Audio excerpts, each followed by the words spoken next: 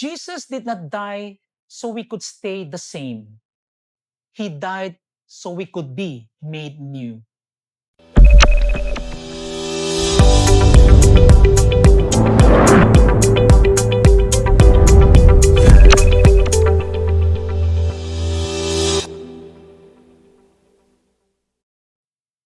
Hello, everyone. Welcome to our daily manna.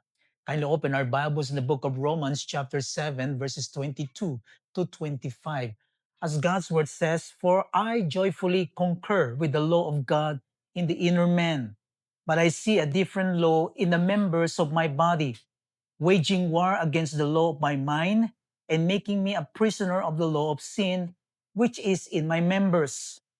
Wretch a man or wretch man that I am, who will set me free from the body of this death? Thanks be to God through Jesus Christ our Lord. So then, on the one hand, I myself, with my mind, I'm serving the law of God, but on the other, with my flesh, the law of sin." May the good Lord bless us upon the reading of His holy word. Many people today say, "I am a Christian," yet their lives remain unchanged. They continue to live in sin, follow worldly standards, and excuse disobedience as personal freedom or identity. Jesus never asks us to wear the label Christian. He calls us to follow Him. Anyone who dies without genuine repentance and faith will face terrible distress, described by Jesus as crying and gnashing of teeth, a picture of deep regret and separation from God. These warnings are not spoken out of hatred, but out of love, because God desires that no one should perish. To be a true Christian, there must be a personal encounter with God. This begins with being born again by the Holy Spirit, believing and receiving Jesus Christ as Lord and Savior. Salvation is by grace through faith, not by works, yet true faith always produces a transformed life. When a person is truly saved, his name is written in the book of life, and there is evidence of change, new desires, a renewed mind, and a growing likeness to Christ through the power of the Holy Spirit.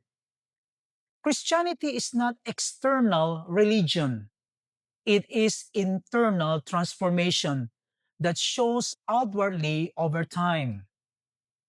Romans chapter 7, verses 22 to 25 helps us understand the difference between struggling with sin and living in sin. The Apostle Paul described as inner battle, delighting in God's law, yet feeling the pull of the flesh. This passage does not give permission to continue in sin. Instead, it shows the reality of spiritual conflict. A true Christian may stumble, but he does not remain comfortable in sin.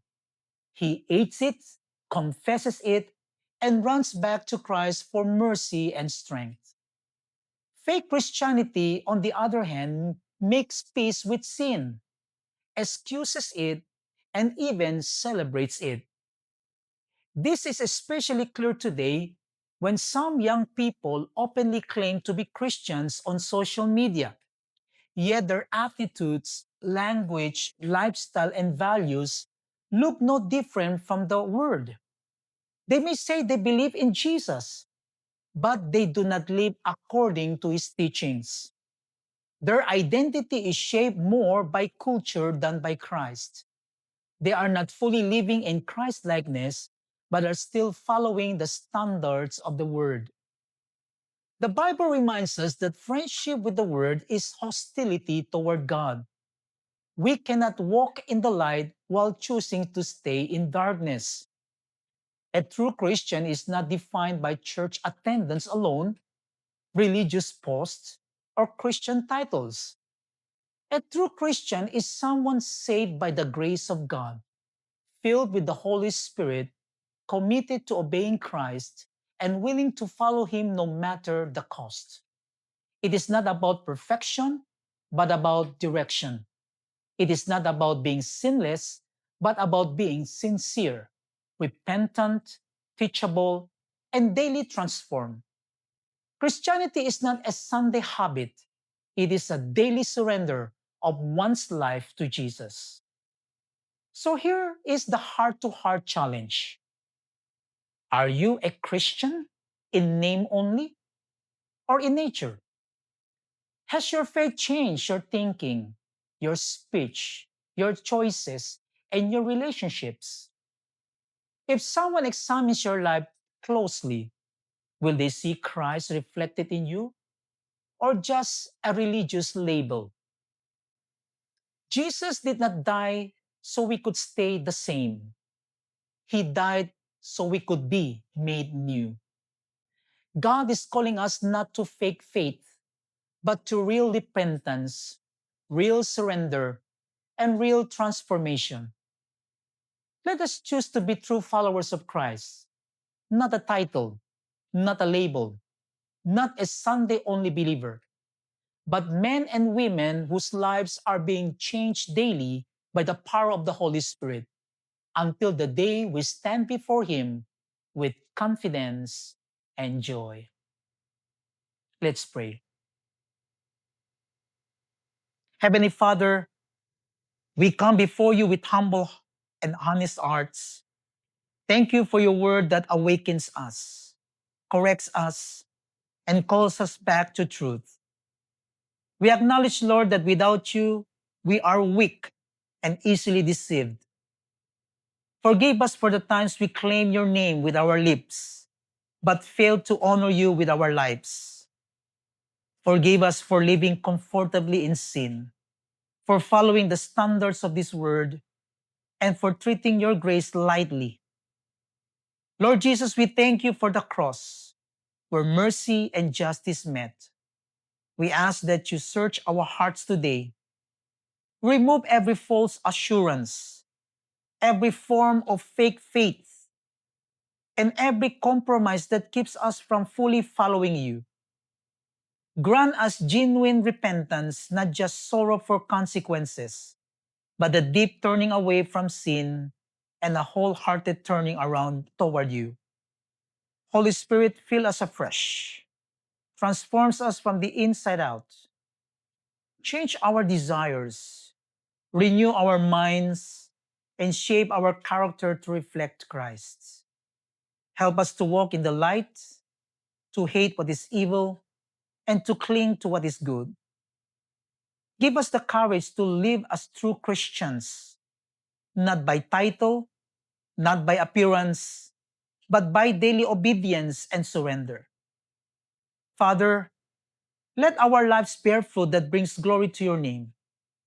May our faith be real, our love sincere, and our witness powerful. Keep us faithful until the end, so that when we stand before you, we may do so with confidence, not shame, through Jesus Christ our Lord. We entrust our lives to you, now and forever. In the mighty name of Jesus we pray. Amen and amen. Let me ask you again this question. Are you a Christian in name only or in nature? Has your faith changed your attitude, your choices, your relationships? If your life were examined, would people see Christ or just a religious label? Jesus did not die so we could stay the same. He died so we could be made new. Today, Jesus is not asking, do you go to church? Do you call yourself a Christian?